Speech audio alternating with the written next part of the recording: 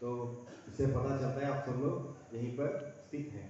मन कहीं भटकता रहता है ना, तो इसलिए थोड़ा सा रिहर्सल करने के लिए आप सबकी मति को यहीं पर स्थानांतरित करने के लिए थोड़ा सा टेस्ट किया। तो हम लोग आज एक सुंदर उत्सव मनाने जा रहे हैं। क्या है आज? कुछ स्पेशल दिख रहा है, कोई बता सकते हैं क्या है आज? जी, तुलसी विवाह है। हरि बोल।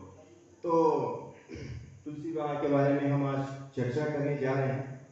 तो उससे पहले गत सत्र में हमारे प्रभु जी, नीलेश प्रभु जी ने गोवर्धन की सुंदर कथा को आप सबको आस्वादन कराया था। तो उस कथा के माध्यम से नीलेश प्रभु जी ने आपको कुछ सस्पेंस रखा था, है ना? कुछ सस्पेंस रखा था शायद। हाँ, आज संडे बोलने वाले थे, तो भगवान की कृपा देखिए वो आज हमारे मुख से बोलने जा रहा। तो आज उनको कुछ काम की वजह से वह यहाँ पर अनुपस्थिति है, तो उन्होंने हमें आदेश दिया कि वह उनकी कथा को आगे बढ़ाएं। और विशेष रूप से आज माँ तुलसी महारानी की विवाह का दिन का उत्सव हम लोग मनाने जा रहे हैं।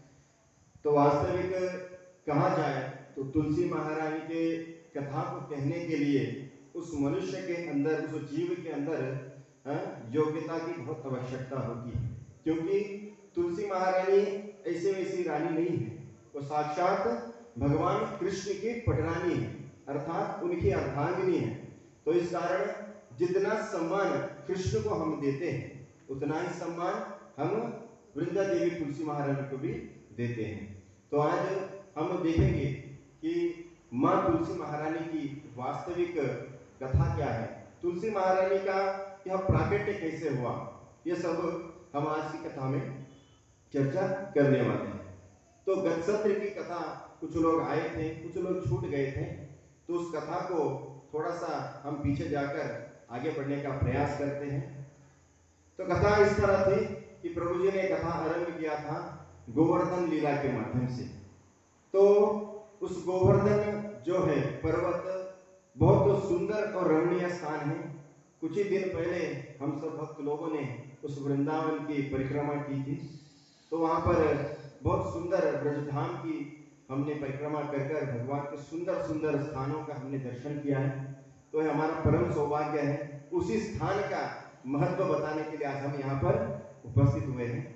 तो जो गोवर्धन है, ये जो गोवर्धन एक पर्वत नहीं बल्कि स्वयं भगवान कृष्ण ही है, क्योंकि भगवान का धाम जो है गोलोक धाम, वहाँ पर ये जो धाम है वृंदावन, ये जो वास्तविक जो स्थान है ये भगवान के गोलोक धाम से इस स्थान पर आया है। यानी कि भगवान स्वयं उस धाम को इस कलयुग में हम जैसे बद्ध जीवों के लिए और भगवान के प्रति आकर्षण करने के लिए भगवान ने इस धाम को प्रकट किया है।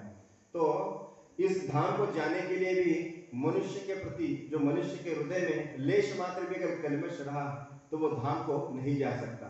ये विशेष रूप से हमने कथा में श्रवण किया है। तो उसी कथा को मैंने जो गुरुजनों से सुना है, उन्हीं के श्रीमुख से निकले हुए शब्दों को आपके सामने प्रस्तुत करने जा रहा हूँ। यदि आज की कथा में यदि थोड़ी सी त्रुटि रह जाती है तो आपकी दात समझकर हमें क्षमा कर दीजिएगा। और साथ साथ आप सभी के चरणों में विनम्र भाव से प्रार्थना करता हूँ कि आज की जो भी कथा कहने जा रहा हूँ आप सबकी आशीर्वाद बनी रहे, सही शब्द सही समय पर निकले, ऐसा मुझ पर आशीर्वाद करें। तो हम लोग चर्चा कर रहे थे गोवर्धन। गोवर्धन अलग नहीं और कृष्ण भगवान अलग नहीं। गोवर्धन भी एक है, कृष्ण भी एक है, दोनों का मिलन भी एक है। परंतु गोवर्धन को इस धाम में भगवान ने क्यों प्रकट किया और इस गोवर्धन की महिमा क्या है, तो आप सबने गत सत्र में प्रभु जी के मुखारविंद से श्रवण किया है। थोड़ा सा संक्षिप्त में आपको बताने का प्रयास करूंगा। तो एक बार हुआ ऐसा कि जो गोवर्धन है ये एक सुंदर पर्वत की वहाँ पर विराजमान है वृंदावन में। तो एक बार नंद बाबा के घर पर बहुत सारे त्योहार का माहौल था। सभी ब्रजवासी वहाँ पर अलग अलग प्रकार के व्यंजन बनाने में व्यस्त थे। और साथ ही साथ नए वस्त्र धारण कर कर एकदम सुशोभित होकर दिख रहे थे। तो यहाँ पर भगवान कृष्ण छोटे से बालक थे, वो देखने लगे सभी ब्रजवासियों को, लगता है आज कुछ त्योहार है, तो क्यों ना माता जी से पूछा जाए। तो कृष्ण दौड़ते हुए अपनी मैया यशोदा के पास जाते हैं। यशोदा मैया के पास जाकर माँ यशोदा से पूछते हैं, मैया आज हमारे इस गांव में कुछ त्योहार का लगा है, कुछ मेला लगने वाला है, क्या है आज का विशेष।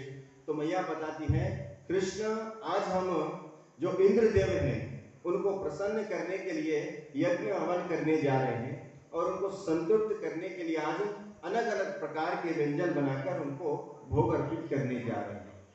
तो कृष्ण ये समझ नहीं पाए, फिर उन्होंने माता से पूछा, तो वास्तविक रूप में ये क्यों कर रहे हैं, इसका कारण क्या है। तो यशोदा मैया बताती है कि देखो पुत्र, इंद्र को यदि हम प्रसन्न करते हैं तो इंद्र प्रसन्न होकर हमें वर्षा प्रदान करते हैं, जिससे हमारे इस जो खेत खलियां हैं वो उगते हैं, गाय के लिए चारा मिलता है और हमारा जो गाय के ऊपर निर्भर जो कार्य है वो चैन चलता रहता है। तो यह बात सुनकर कृष्ण को सेटिस्फाइड नहीं हो पाए, वो पूर्ण रूप से समझ नहीं पाए। फिर माता से पूछने लगे, फिर भी इसका मुख्य कारण क्या है, उसे इंद्र को ही हम क्यों पूजा करना चाहिए। तो तब माँ यशोदा कहती है, देखो पुत्र, तुम इतने बड़े छोटे हो, इतने बड़े बड़े प्रश्न पूछ रहे हो, तुम क्यों जाके अपने पिताजी से पूछ लो, वो बताएंगे, मैं थोड़ा सा व्यस्त हूँ, मुझे छोड़ दो। मैया इतना कहकर कृष्ण को भगा देती है। तो कृष्ण भागते हुए नंद बाबा के पास पहुंचते हैं। तो नंद बाबा के पास जाकर कृष्ण पुनः वही प्रश्न पूछते हैं जो मैया को पूछा था कि आज क्या विशेष दिन है और आज का विशेष दिन का महत्व क्या है, और ये सारे जो ब्रजवासी हैं वो कहाँ जाने वाले, इतना सज धज के। तो पिताजी ने भी वही उत्तर दिया जो माँ यशोदा ने दिया था, क्या कि आज हम इंद्र देव को प्रसन्न करने वाले हैं, उनका यज्ञ कर उन्हें भोग लगाने वाले हैं। तो कृष्ण इसी बात को समझने के लिए पुनः एक बार नंद बाबा से पूछते हैं कि पिताजी, वास्तविक रूप क्या है, हमें उस इंद्र का ही क्यों पूजन करना चाहिए।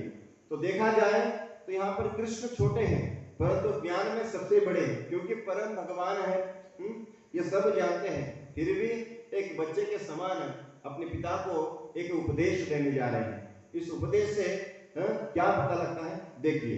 तो कृष्ण ने कहा, पिताजी आप वास्तविक रूप से इंद्र की पूजा ही क्यों करते हैं। तो सच में देखा जाए तो पिताजी हमें पूजा करना चाहिए हमारे इस गोवर्धन पर्वत को, क्योंकि गोवर्धन पर्वत जो है हमारे लिए सबसे बड़ा देवता है। तो नंद बाबा ने पूछा, वह कैसे। तो नंद कृष्ण ने कहा, देखिए पिताजी, इंद्र तो वर्षा करते हैं परंतु हमारे लिए जो भी खेत खलियाने हैं इस जो धाम पे इस गोवर्धन पर्वत के माध्यम से हमें प्राप्त होता है। जो गाय के लिए चारा है वह भी इस पर्वत के माध्यम से ही हमें प्राप्त होता है। तो क्यों ना हम उस इंद्र को छोड़कर इस पर्वत का पूजा क्यों ना करें। तो नंद बाबा कहते हैं, नहीं नहीं, ऐसा नहीं, हमारे पूर्वजों की जो रीत है उसको हम चलाते आ रहे हैं, इसका हमें कर्तव्य बनता है कि इंद्र को प्रसन्न करना चाहिए। तो इन दोनों में यही वाद विवाद चलता है। अंततः कृष्ण कहते हैं, नहीं पिताजी, जो हमारे लिए अनुकूलदायक प्रदान करता है उसको महत्व देना हम सबका कर्तव्य बनता है। तो नंद बाबा इनकी बातों में आकर नंद बाबा मान जाते हैं। जैसे कृष्ण ने नंद बाबा को मनाने का प्रयास कर रहे थे तो सभी ब्रजवासी देखकर खड़े होकर ये सुन रहे थे कि कृष्ण नंद बाबा से क्या वाद विवाद चल रहा है। तो सभी ने सुना, सभी ने सुनकर एक निर्णय पे आ गए, क्या कि इंद्र की पूजा ना करते हुए हम गोवर्धन की पूजा करें। तो सभी लोग गोवर्धन की ओर चलते हैं, गोवर्धन की जाकर वहां पर गोवर्धन की पूजा विधि विधान से करने लगते हैं।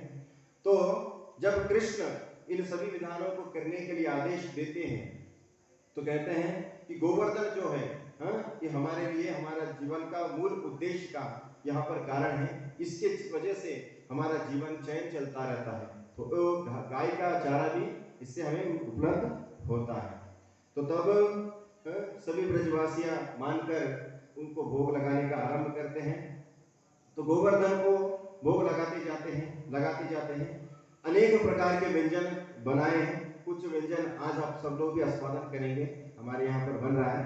तो उन व्यंजनों को गोवर्धन पर्वत को अर्पण करते हैं। तो कहा जाता है, मैंने जैसे बताया, कृष्ण और गोवर्धन पर्वत अलग नहीं है।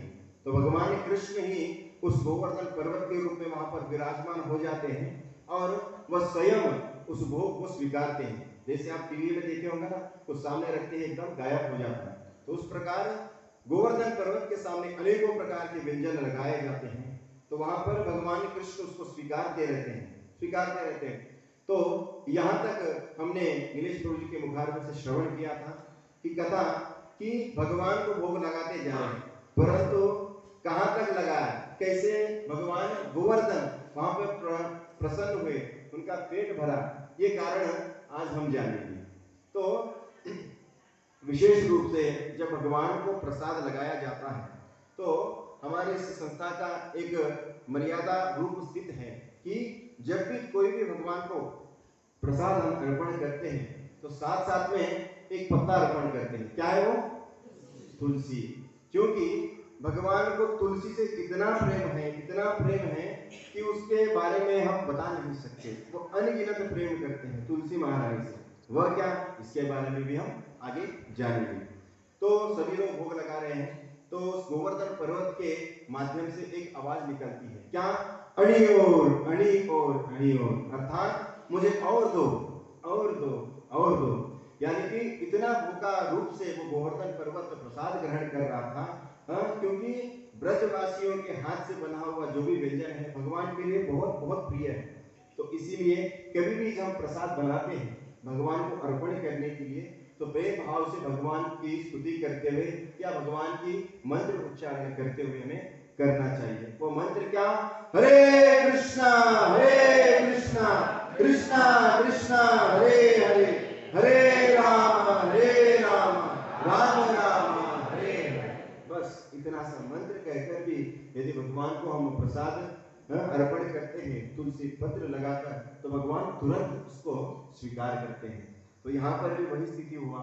सभी लोग ब्रजवासी ला रहे हैं भर भर कर अनेकों प्रकार के व्यंजन, जितने भी घर पे बनाए थे सब ला के लगा दिया। फिर भी गोवर्धन का जो भूख है वो नहीं मिट रहा था। फिर से मांगने लगा। सभी लोग आश्चर्यचकित हो गए। अरे भाई, हमारे घर में जितना हम व्यंजन बनाए थे, अनेकों प्रकार, मानो 56 भोग बनाए, फिर भी इस पर्वत को हम संतुष्टि नहीं कर पा रहे। तो वास्तविक कारण क्या था? तो उन्हीं में से आप जैसे एक भक्त था, तो उन्होंने समझा ये जो गोवर्धन है भगवान का ही एक रूप है। तो उन्होंने क्या किया, सभी ब्रजवासियों को इकट्ठा कर वो बताने लगे कि देखिए ये जो गोवर्धन है ये भगवान साक्षात कृष्ण है। यदि इनको संतुष्ट करना है तो एकमात्र साधन है, वो है तुलसी का पत्ता को इस प्रसाद पर अर्पण कीजिए और वो तुरंत इस भूख से वो संतृप्त हो जाएंगे। तो सभी ब्रजवासी दौड़ते दौड़ते ब्रज में आते हैं, आकर भरपूर मात्रा में तुलसी के पत्तियों को लाकर उस व्यंजनों पर लगाते जाते हैं। जैसे जैसे खाते जाते हैं, थोड़ी देर में भगवान बड़ा सा डकार देते हैं, क्योंकि भगवान तुलसी अर्पण करते ही भगवान को पूर्ण रूप से वो क्या है ना, प्रसाद संतृप्त हो जाते हैं, वो पेट भर जाता है। तो इसीलिए हमें भी ज्यादा बड़ी मात्रा में प्रसाद भगवान अर्पण करने की जरूरत ही नहीं है। भगवान को क्या है, पत्र पुष्प फलम तोयम, पत्र पुष्प फल या जल भी अर्पण करते हैं प्रेम भाव से, तो भगवान तुरंत उसको प्रेम भाव से स्वीकार करते हैं। तो यहाँ पर यही हुआ कि बहुत सारे व्यंजन अर्पण करने के बाद भी भूख नहीं मिटा, तो तब अंततः तुलसी महारानी की एक पत्ता क्या रख दिया, तो भगवान उसे स्वीकार कर अपनी भूख को मिटा दिया। तो यहाँ पर कृष्ण बताने चाहते हैं क्या, जो गोवर्धन रूपी जो वास्तविक मूल है हमें उसकी ओर जाना चाहिए, ना कि अन्य तरह। अर्थात हम 36 करोड़ देवी देवताओं के पास जाते हैं, परंतु आप सब लोग जानते भी हैं कि देवी देवता भी मनुष्य रूप धारण करने के लिए बहुत लालायित रहते हैं, क्योंकि बड़े बड़े देवी देवताओं को भी अवसर प्राप्त नहीं होता कि भगवान कृष्ण को प्रसन्न किया जाए। परंतु कलियुग में भगवान श्री चैतन्य महाप्रभु इस धरातल पर अवतार लेकर हम सबको सिखलाया कि वास्तविक भगवान कृष्ण भक्ति कर हम भगवान को कैसे प्रसन्न कर सकते हैं। तो यहाँ पर गोवर्धन की पूजा हुई। तो इस स्थिति को देखकर राजा इंद्र जो है बहुत क्रोधित होते हैं। तो क्रोधित होकर मुसलधार वर्षा कर कर उस वृंदावन को मिटाने का प्रयास करते हैं। अंततः कृष्ण उस गिरि गोवर्धन को अपनी छोटी सी उंगली पे 7 दिन 7 रात उठाकर उस ब्रज की रक्षा करते हैं। तो इस तरह जो गोवर्धन पर्वत की लीला है, तो इस तरह वो कथा यहीं पर समाप्त होती है। तो आज हम चर्चा करने वाले हैं विशेष तुलसी महारानी।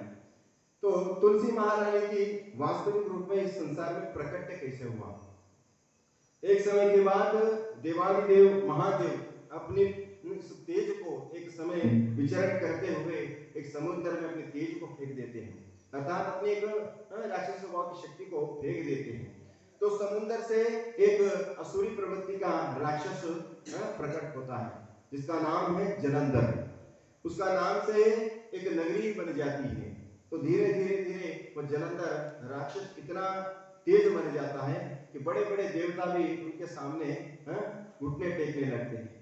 कारण क्या था कि जब जो जलंधर था, जलंधर नगरी का राजा हुआ करता था, उन्हीं के बगल के एक गांव के राजा हुआ करते थे दैत्यराज काली नामी।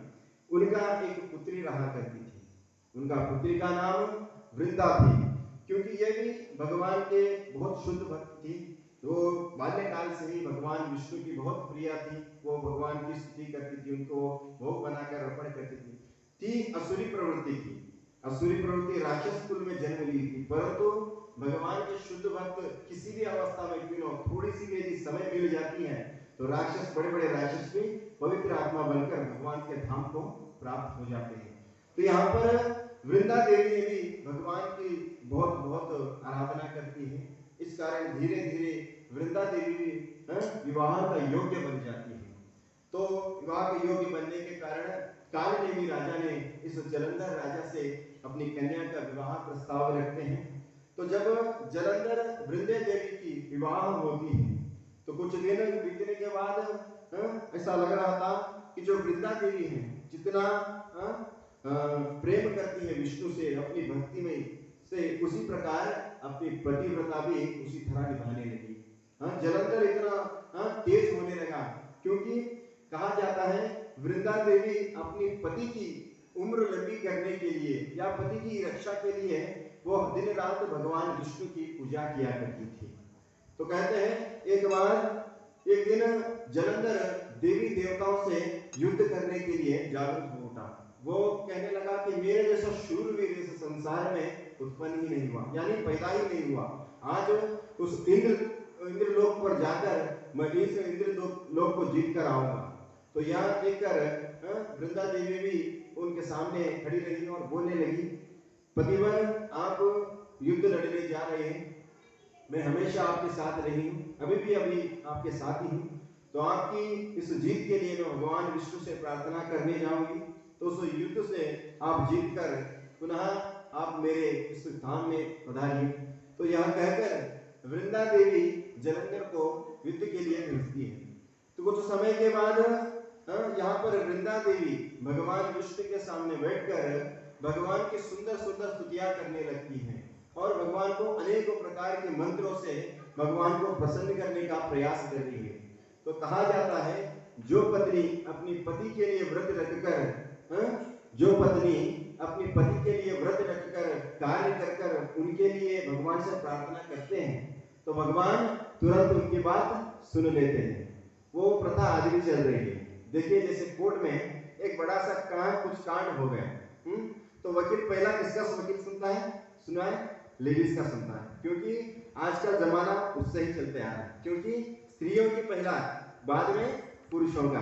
तो यहाँ पर भगवान विष्णु ने भी उस प्रतिव्रता जो थी वृंदा देवी, उस प्रतिव्रता को देखकर भगवान विष्णु बहुत प्रसन्न होते हैं। तो यह कारण था कि जलंधर जो है इनकी प्रार्थना से वो इतना तेज होते जा रहा था, शक्तिशाली होते जा रहा था कि धीरे धीरे धीरे वो देवताओं से युद्ध कर जीतते जा रहा था।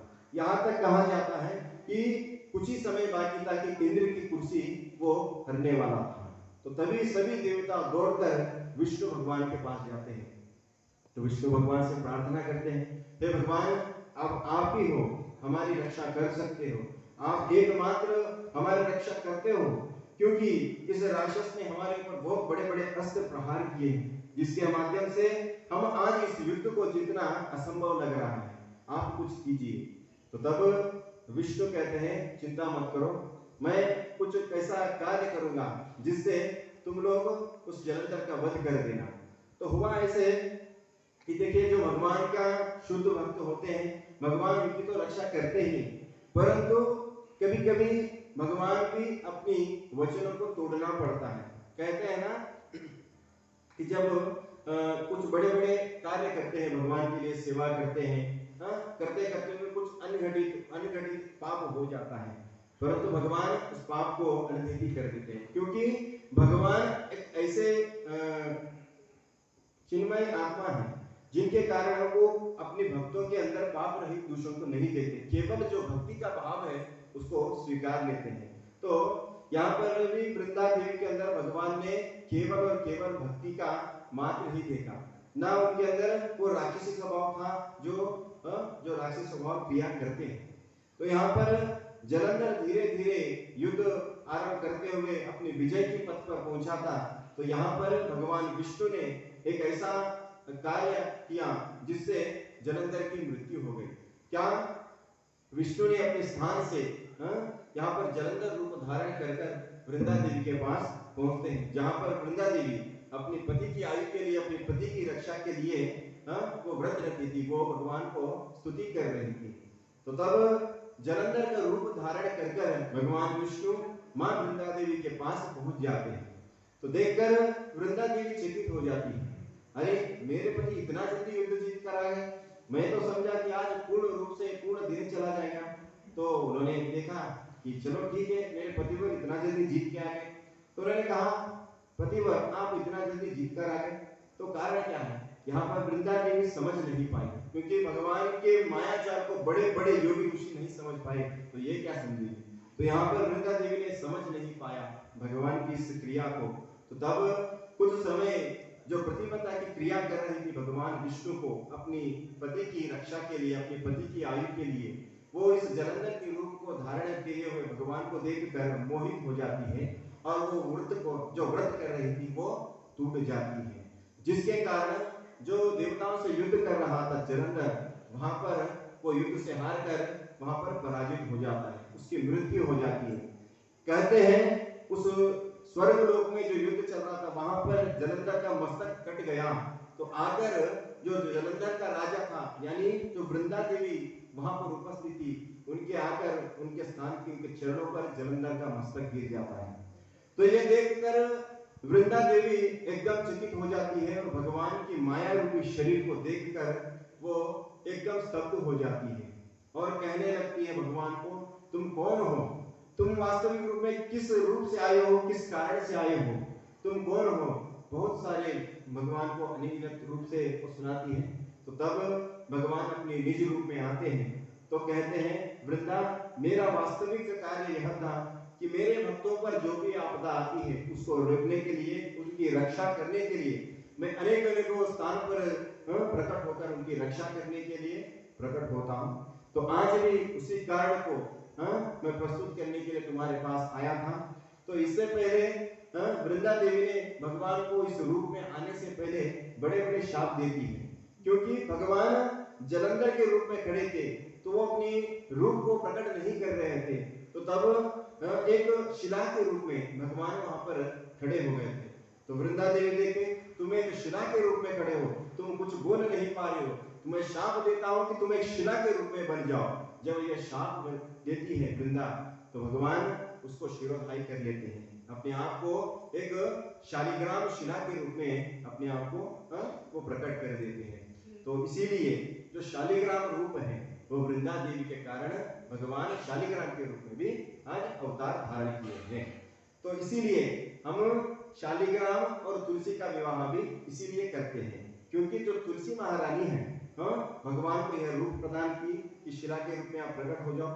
तो इसके पीछे भी भगवान विष्णु उस शाप से क्यों प्रसन्न हुए, उसको क्यों धारण किया?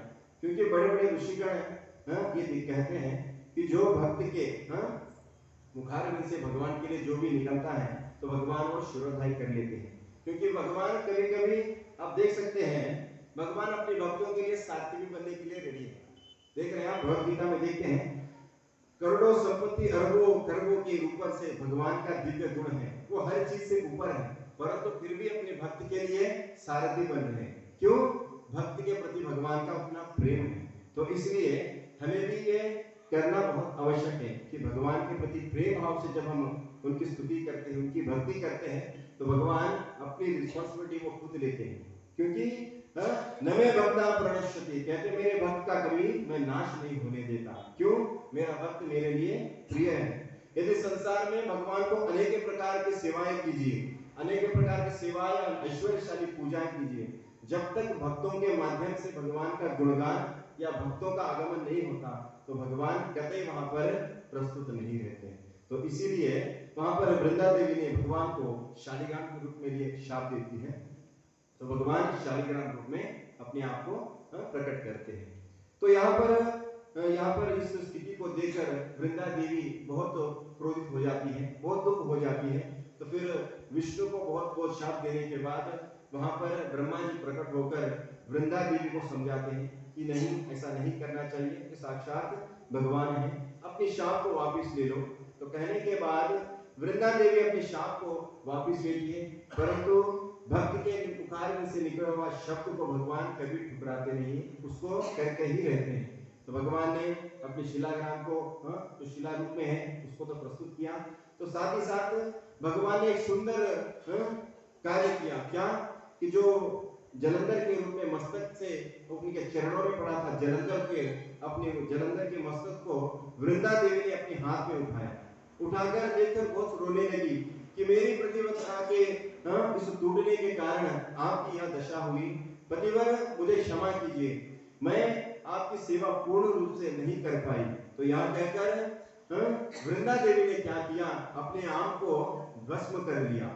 पहले ऐसी देवी देवताओं में एक शक्ति हुआ करती थी कि अपने आप को कुछ भी कर सकती थी। तो यहाँ पर वृंदा जो है अपने आप को भस्म कर देती है।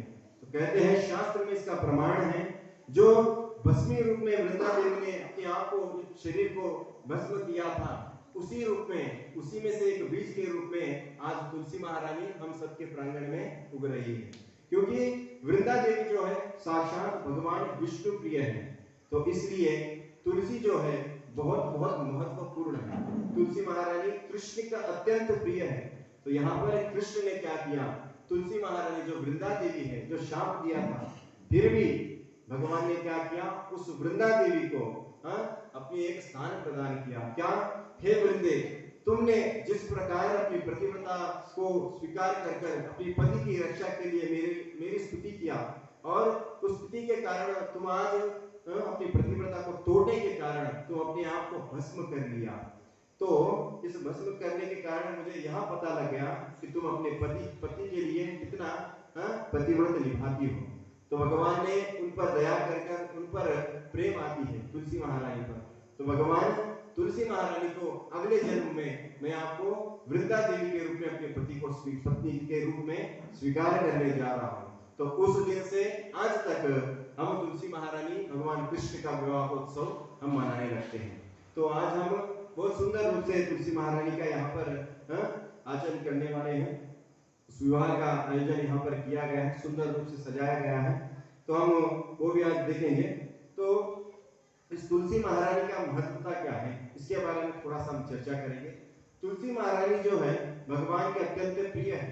तो कहा जाता है कि राधा और कृष्ण जो प्रेम है, जितना प्रेम राधा से करते हैं कृष्ण, उतना ही प्रेम भगवान तुलसी महारानी से भी करते हैं। तो जैसे मैंने आपके प्रारंभ में भी कहा था कि जो भगवान को प्रसाद अर्पण करते हैं या भगवान के लिए कुछ भी अर्पण करते हैं, उस स्थान पर यदि तुलसी महारानी उपस्थित ना हो तो वो प्रसाद भगवान कतई स्वीकार नहीं करेंगे। ये ध्यान रखना चाहिए।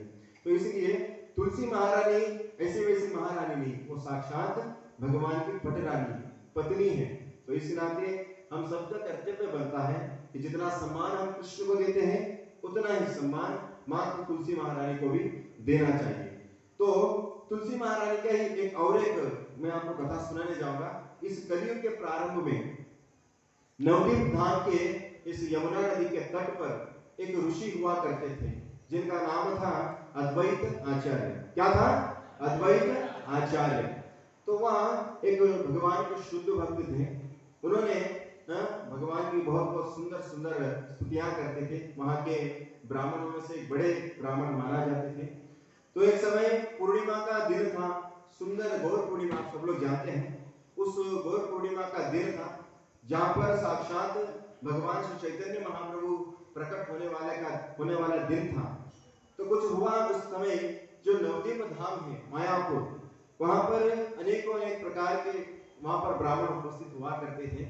तो हुआ करते थे, जैसे चल रहा था भगवान की भक्ति, यानी मानो नाम के रूप में चल रहा था। तो वास्तविक भगवान की जो क्रिया है भक्ति करने का या पूजन करने का, वह विधि विधान नहीं चल रहा था। अनेकों रूप से ब्राह्मण पाप कृत्य करने लगे थे। शास्त्रों को उलट पलट कर बोलने का प्रयास कर रहे थे। तो तभी इस मायापुर धाम में रहने वाले अद्वैत आचार्य को यह देखा नहीं गया। वो बहुत भक्तों के प्रति बहुत दयालु थे। कहा जाता है जितना भगवान भक्तों के प्रति दयालु रहते हैं, तो भगवान के भक्त भी अनेक प्रकार के जीवों के प्रति भी दयालु रहते हैं। तो यहाँ पर अद्वैत आचार्य जो है, उन्होंने भी जीव के प्रति दयालु दिखाते हुए उन्होंने सोचा, यदि इस संसार में भगवान का प्रकट नहीं हुआ, और वो आकर पुनः एक बार भक्ति का वातावरण यदि प्रकट नहीं किया, तो इस संसार में भगवान नाम का चीज नहीं रहेगा और ये सब लोग पापी बनकर भगवान के धाम जाने वाले हैं। तो यह सोचकर अद्वैत आचार्य ने सभी प्रकार के पूजा स्तुति कर कर एक समय ऐसा आया कि अद्वैत आचार्य ने एक शास्त्र में पढ़ा था, उन्होंने अपने गुरु के माध्यम से सुना था कि भगवान को यदि प्रकट करना है, ध्यान से सुनिए, यदि भगवान को प्रकट करना है तो भगवान को तीन माध्यम से प्रकट कर सकते हैं। एक है भक्ति से, भक्ति में भी पूर्ण श्रद्धा भाव से। दूसरा भगवान की सुंदर कथा श्रवण कर कर। तीसरा भगवान की सुंदर सुंदर स्तुति कर कर। तो यहाँ पर अद्वैत आचार्य ने तीसरा सीक्रेट जो है इस्तेमाल किया। क्या कि अपने इन चरणों में, इन हाथों में शालिग्राम तिला, जैसे मैंने आपको बताया अभी, शालिग्राम जो है भगवान का ही एक रूप है। तो भगवान के उस शालिग्राम को रूप को अद्वैत आचार्य ने अपने हाथों में धारण कर कर उसको जल और पत्र पुष्प अर्पण कर कर भगवान को स्तुति करने लगते हैं और जोर जोर से भगवान की स्तुति करते हैं। कारण क्या था कि इस संसार में अनेकों प्रकार के शास्त्र तो थे, परंतु भगवान की विधि पूर्वक भक्ति कैसे किया जाए और जल्दी से जल्दी भगवान को कैसा प्राप्त किया जाए, यह विधि वो नहीं जान पाते थे। तो इस कारण अद्वैत आचार्य ने बहुत सुंदर निर्णय लिया और उन्होंने क्या किया, भगवान को प्रकट करने के लिए अपने हाथों में शालिग्राम तिला को धारण कर कर उसको तुलसी जो पत्र है उसको अर्पण कर कर भगवान की स्तुति करने लगते हैं। क्या? हरे कृष्णा कृष्णा कृष्णा हरे हरे, हरे राम हरे राम, राम राम हरे हरे। बोलिए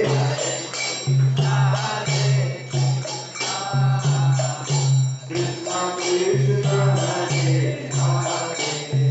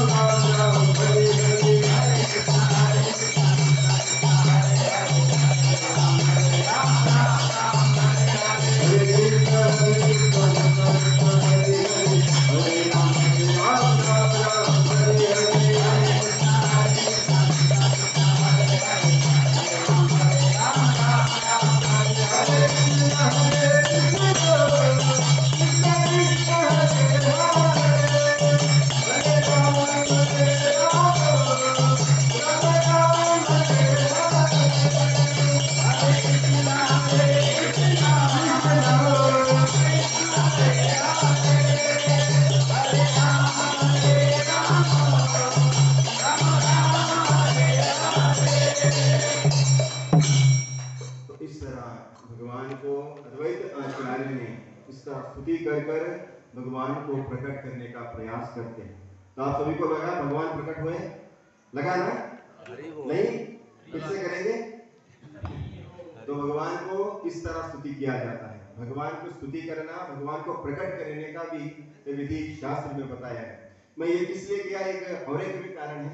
कुछ भक्त लोग निद्रा अवस्था में भी थे, क्यों झांक रहे हैं? तो उसको जागृत करना पड़ता है, तो हमें ये साधन उपयोग करना पड़ता है। तो यहाँ पर ये भी कारण है कि कीर्तन क्यों करते हैं बीच में। तो इस तरह अद्वैत आचार्य ने भगवान श्री चैतन्य महाप्रभु को, भगवान श्री कृष्ण को इस तरह उपस्थित करते हुए इस कलयुग में भगवान को प्रकट किया कराया। तो इस संसार में हम देखते हैं चैतन्य महाप्रभु जो साक्षात भगवान कृष्ण हैं, इस कलयुग में आकर हम जैसे बद्ध जीवों को उद्धार कर कर भगवत धाम को लेने के लिए, ले जाने के लिए वो अवतार धारण किए हैं। तो उन्हीं की उस अंतर्गत हमारे उस संस्था को चलते चलते हुए, इस प्रथा को चलते हुए हम आज हमारे परम आराध्य गुरुदेव वैसी भक्ति वेदांत स्वामी श्रील प्रभुपाद की असीम अनुकृपा कृपा के कारण आप हम सब लोग एक स्थान पर एक छत के नीचे बैठकर भगवान की स्तुति कर रहे हैं। तो इसके पीछे भी कारण है भक्तों। कहा जाता है पिछले जमाने में भगवान को यदि प्राप्त करना है तो अपने घर बार राजबार छोड़कर जंगल में जाना पड़ता था, और बहुत सारा तप करने के बाद भी भगवान प्राप्त नहीं हुआ करते थे। तो भगवान की दीन कृपा देखिए, हम सबको उद्धार करने के लिए वो स्वयं एक साधारण मनुष्य के रूप में, मनुष्य तो नहीं, एक साधारण जीव के रूप में प्रकट होकर हम सबको सीधा सा कहा जाता है ना कि भगवान को प्रसन्न करना तो यार बड़ा बड़ा यज्ञ करना पड़ेगा। आजकल यज्ञ करने के लिए किसके पास समय है? किसी के पास समय? यज्ञ करना चाहिए तो मिनिमम 5 से 10 घंटा टाइम लगता है, परंतु किसके पास समय है? समय तो नहीं है। एक समय का छोड़ दीजिए, सबके पास शुद्ध धन होना चाहिए। अब बताइए किसके पास शुद्ध धन है? आज व्यवहार में इतना झूठापन हो गया है, यदि वो नहीं कहा जाए तो अपनी जो चैन है वो नहीं चलता है। तो ये एक शुद्ध रूप से धन नहीं है। और उसके साथ साथ शुद्ध भूमि चाहिए, जहाँ पर शुद्ध भूमि में एकदम वहाँ पर गाय का स्थान हो, ऐसा ये स्थान हमें प्राप्त नहीं होता। इन सारी अवस्था को भगवान ने पहले ही जान लिया था। देखिए भगवान हम सबके लिए इतना इजीली कर दिए हैं। तो आज इस कलयुग में हम सबके लिए साधारण यज्ञ कीजिए, बस भगवान को प्राप्त हो जाइए। क्या है? हरे कृष्णा कृष्णा कृष्णा हरे हरे, हरे राम राम राम हरे हरे। बस इतना सा कीजिए, ना धन की आवश्यकता, ना स्थान की आवश्यकता, ना किसी स्थान की आवश्यकता। बस जिस स्थान पे अवस्था में बैठे हो उसी स्थान पे भगवान का ये यज्ञ कर देंगे तो भगवान तुरंत आपके हृदय में प्रकट हो जाएंगे। तो इस तरह अद्वैत आचार्य ने भी भगवान को प्रकट करने के लिए माँ तुलसी महारानी का जो सेवा स्वीकार किया, भगवान को अर्पण किया। तो यह है तुलसी महारानी की विशेष कृपा। जिस जिस स्थान पर जिस भगवान को हम जिस प्रकार से भोग लगाते हैं या अर्पण करते हैं, अगर वहां पर तुलसी का पत्ता नहीं है तो समझ लीजिए वो प्रसाद भगवान को अर्पण हुआ ही नहीं है। हम वो क्या पाप का प्रसाद खा रहे हैं। तो इसलिए कभी भी हम घर में भगवान के सामने प्रसाद रखते हैं तो कंपलसरी वहां पर एक तुलसी का पत्ता रखिए।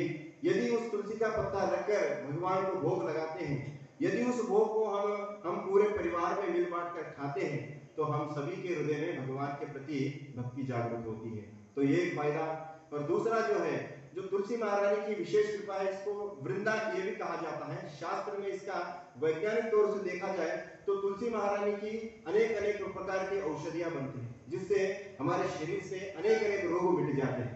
तो तुलसी महारानी की दूसरी कृपा यह है, तो तुलसी महारानी की यदि कोई शरीर पर धारण कर लेता है, कंठी माला हो, हाँ, इस तरह का पहनकर यदि वो अपनी जेन को चयन करता है, तो कहा जाता है जो तुलसी महारानी को कंठी पर धारण करता है तो उसको मृत्यु के समय यमराज का कभी सामना नहीं होता, क्योंकि यमराज तुलसी महारानी को देखकर डर जाते हैं। क्योंकि भगवान कृष्ण सबको बताए कि मेरे भक्त के हाथ में यदि तुलसी महारानी का एक पत्ता भी रहा, उस भक्त को यदि टच भी किए तो तुम लोगों का विनाश कर दूंगा। तो भगवान के इस ऑर्डर को मानते हुए यमदूत भी हमारे नजदीक नहीं आते। तो इसलिए शुद्ध भक्त बनना है, हमें शुद्ध तुलसी महारानी का कंठी धारण करना है। तो उसको धारण करने के लिए भी बहुत महत्वपूर्ण एक विधि है कि हमें अदरक जो है, सॉरी, प्याज और लहसुन, ये चीजों को त्यागना पड़ेगा, क्योंकि ये जो है ये काम को उत्तेजन करने की चीज है। तो तुलसी महारानी को यदि हम अपराध से बचना है, उस कंठी को धारण करना है, तो इन चीजों को छोड़ना पड़ेगा। तो कुछ लोग कहेंगे बिना तड़के के, बिना प्याज लहसुन के प्रभु जी हमको खाना तो नहीं जाता, अब क्या करें? तो कुछ पाने के लिए कुछ खोना पड़ता है। तो यदि भगवान का प्रेम या भगवान का भक्ति आप प्राप्त करना चाहते हैं तो ये छोड़ सकते हैं। आप लोग सब लोग संडे संडे हमारे यहाँ प्रसाद ग्रहण करते हैं, इसमें टेस्ट आ रहा है कि नहीं? हम भी तड़का लगाते हैं, परंतु बिना प्याज और लहसुन के। तो कितना टेस्ट है देखें, इतना टेस्ट है बोल के आप सब लोग यहाँ पर जमा है ना। आज भी आप टेस्ट करेंगे, बहुत बढ़िया प्रसाद है, तड़का वाला। तो इसीलिए तुलसी महारानी को धारण करते हैं तो एक ये चीज को छोड़ना पड़ेगा। दूसरा है वो करने से आप सब लोग बोलेंगे प्रभु जी आज बैठे बैठे अलग अलग कुछ बोल रहे हैं, तो झूठ बोलना बंद करना पड़ेगा।